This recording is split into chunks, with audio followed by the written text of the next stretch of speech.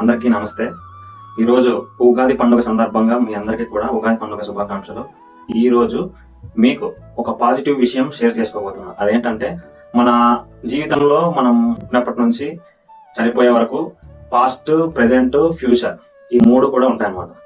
ఈ మూడు కూడా మనకు కంటిన్యూగా రన్ అవుతూనే ఉంటాయి డే బై డే. ఇందులో ఎక్కువగా చాలా మంది ఏం చేస్తున్నారంటే, వాళ్ళ పాస్ట్ గురించి ఆలోచిస్తూ బాధపడుతున్నారు, ఫ్యూచర్ గురించి ఆలోచిస్తూ భయపడుతున్నారు.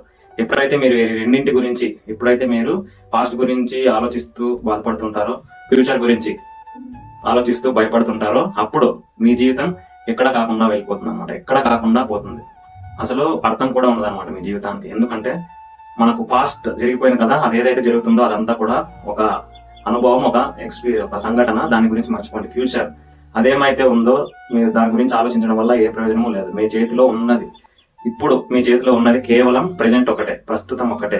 ఈ ప్రస్తుతాన్ని మీరు చక్కగా ఉపయోగించుకొని మీరు ప్రెజెంట్ లో ఆలోచించే విధానం కానీ, చేసే పనులు కానీ ఈ ప్రెజెంట్ లో కరెక్ట్ గా ఉన్నట్టయితే నెక్స్ట్ రేపటికి అది మన గ్రేట్ ఫ్యూచర్ అవుతుంది.